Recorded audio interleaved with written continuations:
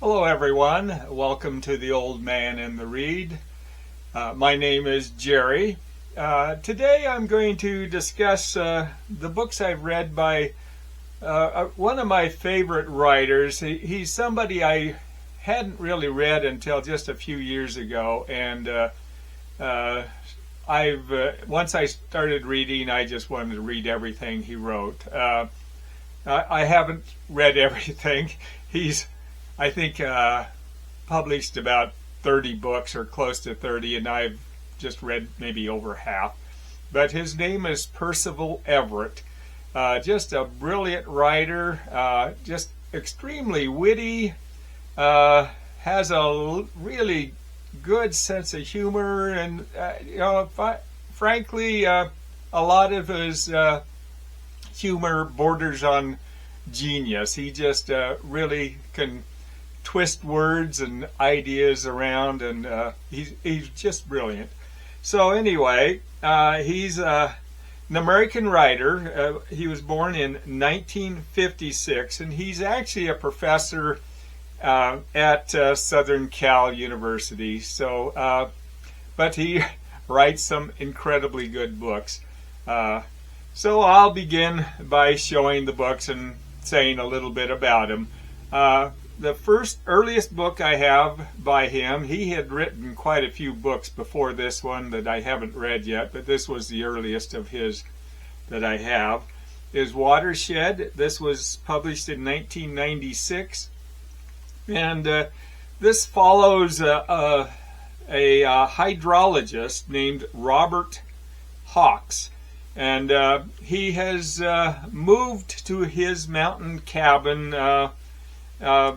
to get away from his girlfriend, who's just very obsessive, and he frankly didn't like anyway.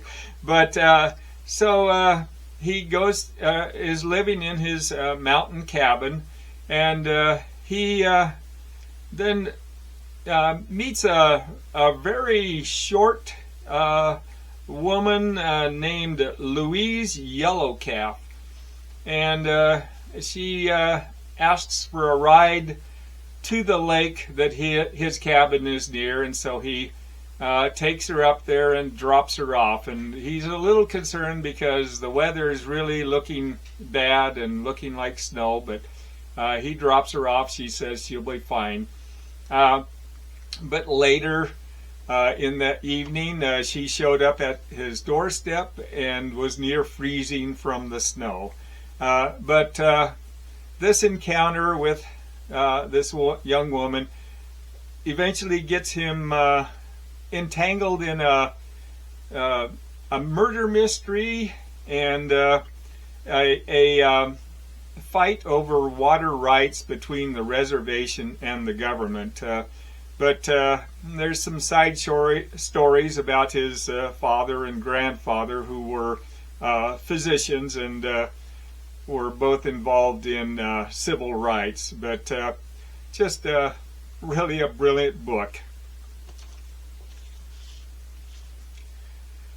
The next book, published in 1999, is Glyph, and this is the story of a baby named Ralph.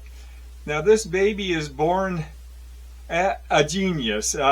He's born to just a couple of average intelligence people, but he's able to write philosophical letters and read books on just about any subject as a baby. And the couple take him to a doctor for evaluation because of his brilliance, and this leads to a kidnapping, and then a kidnapping from those kidnappers, and then another kidnapping that follows, and then you throw into that mix a child molesting priest, and you've got yourself a great story. The next book is Erasure, and this follows a man named Thelonious, and nicknamed Monk Ellison. He's a novelist who he writes very intellectual and dense and almost inaccessible books, highly intellectual books, and he just achieves a very modest success in this, and he's part of his frustration is the limits that society places on black writers. Most of his books, even though they're highly intellectual and intellectual subjects, they're classified as African American and often categorized in bookstores in African American. But he then sees a book titled "We Lives in the Ghetto." It's a book that just covers every racial stereotype there is, and it's hitting the top of the records or top of the charts and making the writer millions of dollars. It just very frustrating to him, so he writes his own book, and it's really not much more than trash. He just wrote it so badly, but it becomes a immediate phenomenal hit, and so that's where the book leads from there. The next book I have was published in 2004, and this is History of the African American People, proposed by Strom Thurmond.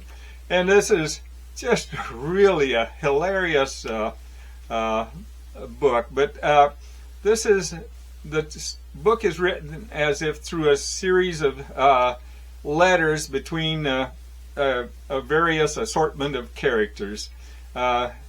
The premise of it is that an assistant to Strom Thurmond has decided that Strom Thurmond should be credited with writing a book about the history of African Americans, one that would be favorable to him. Strom Thurmond would not actually write the book, so he was looking for somebody to actually write it, and preferably somebody black. Well, all of the famous, well-known black authors refused to do it, and so he went down and he eventually comes to a lesser-known writer named Percival Everett, who finally agrees to it, and from that premise, that's where the book takes off. It's just hilarious, and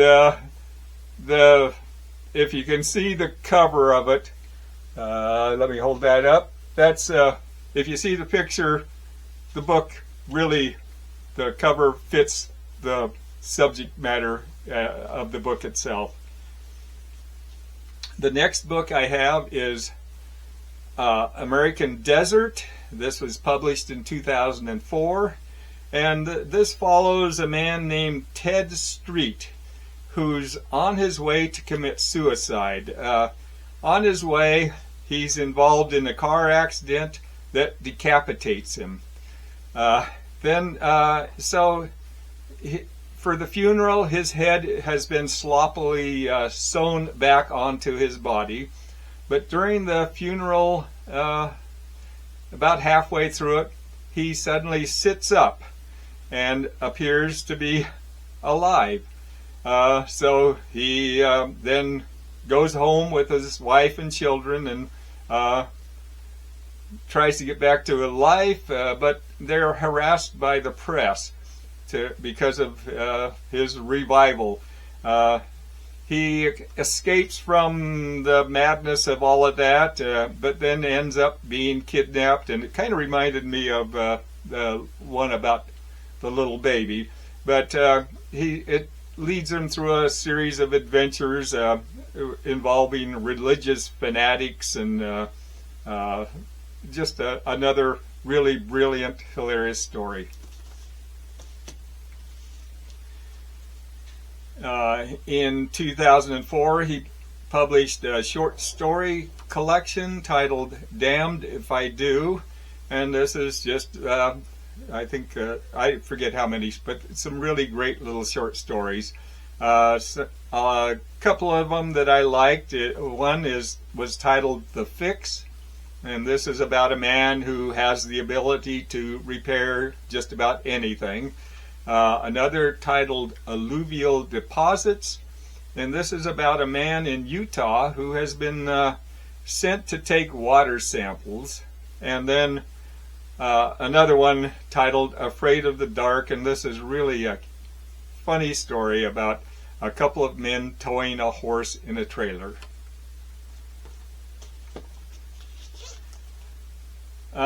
In 2005, he published Wounded.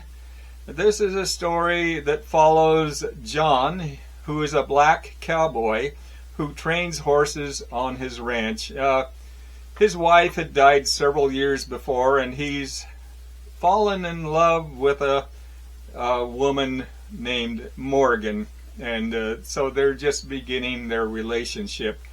Then the son of a college friend, a gay son, comes to stay with him and work on his ranch. And about the same time, there's a couple of very redneck Nazis who come to town, and this leads to some really major events that totally disrupt the normal, quiet life that he had been living.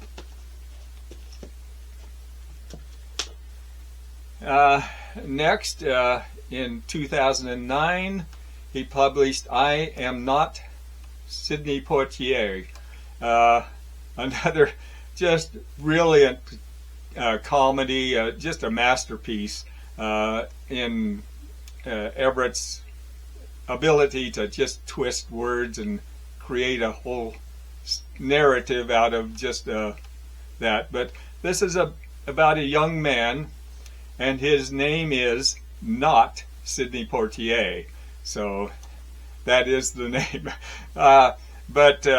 So that's kind of what there's an ongoing humor in it, because when people ask he says not Sidney Poitier, and they mean, or they think he means it's not Sidney Poitier. Anyway, so this is it's a young man whose mother has died when he was 11 years old. Now, she had amassed an enormous fortune through investments, but always lived just above the poverty level. So after she dies, he actually moves in with Ted Turner, who I believe owned one of the companies that she had been investing in. And he lived with Ted Turner, attended Morehouse College. At the college, he took a class from a professor named Percival Everett. And Percival Everett is a fairly incompetent, scatterbrained professor. And the book just goes through a whole series of humorous escapades that involve both of those two.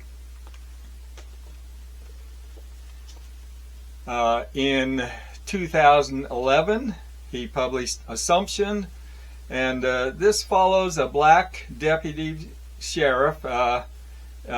Ogden Walker was his name, and he's serving in a small New Mexico mountain town. The book is broken into 3 small novellas, each of them involving a murder that Ogden is attempting to solve, and it goes through his thought process and follows his exhaustive pursuit in tracking down clues. But in the 3rd story, Everett throws in just a completely unexpected twist that makes it really brilliant.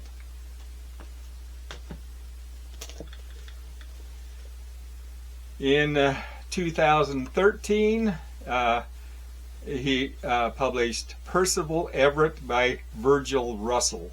And this is basically a story about an elderly father and his son sharing stories, and I'm pretty sure it's supposed to be Percival and his father, but it becomes very confusing because they're telling stories, but it doesn't clarify who is saying what.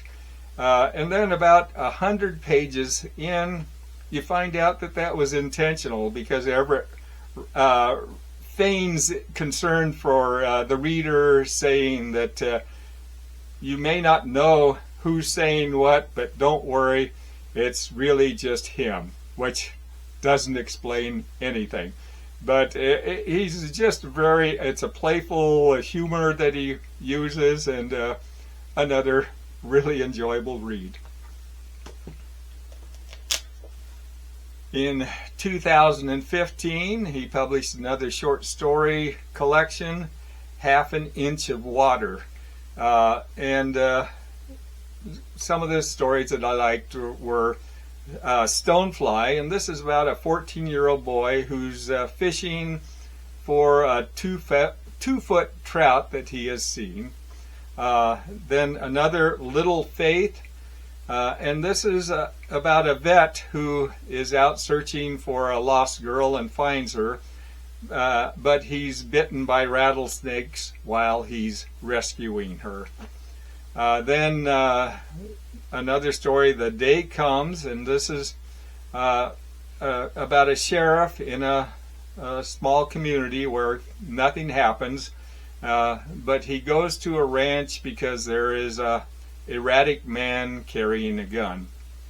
And then another exposure. This is about a man trying to reconnect with his daughter, and he takes her out on a long hike.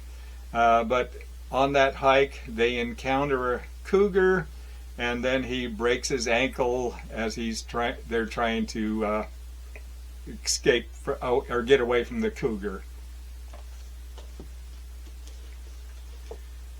In 2017, he published So Much Blue, and this is about an artist, Kevin Pace. He's an abstract painter, and he's in his mid-50s, and he's working on a very large painting that no one is allowed to see, not even his wife.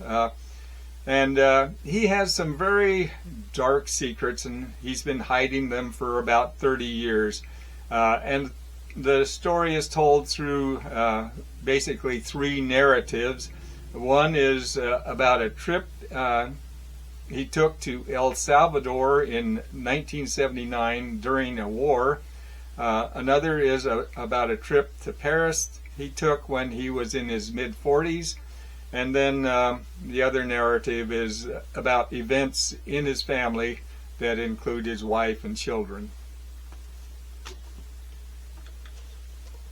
In 2020, he published Telephone.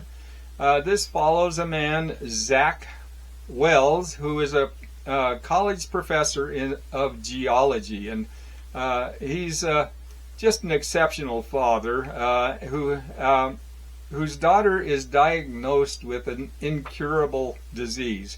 It's progressive and fatal, but his urge is to try to protect his daughter, but there's really nothing he can do, and it deals with his helplessness.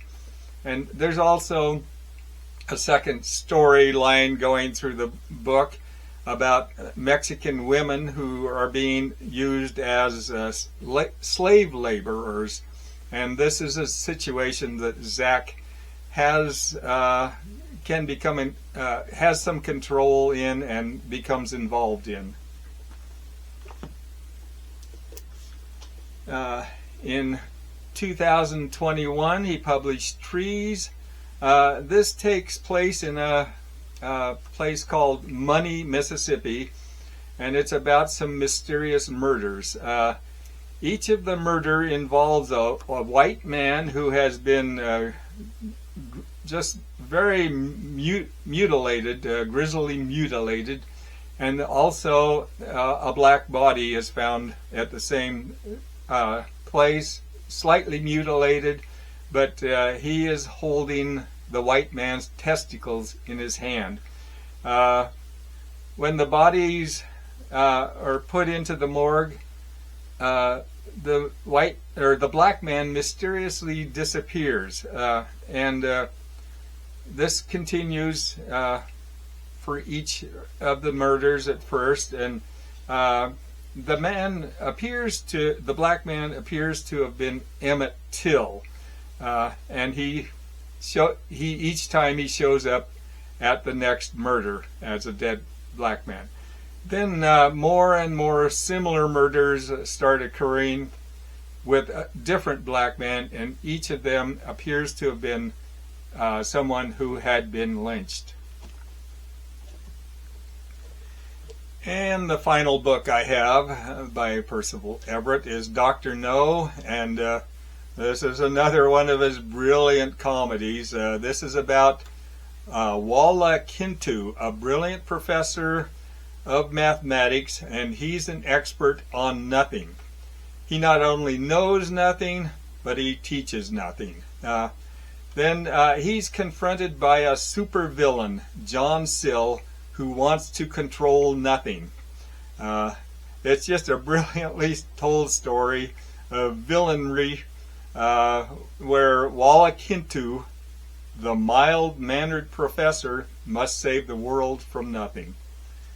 But those are the books I've read by Percival Everett. Just exceptional writer, very enjoyable stories, and he's just brilliant. And you know, as far as I can tell, he's not as well known as he should be. But if you're interested, I would certainly encourage you to read his books. Thank you for watching. I'll see you on the next video. Thanks.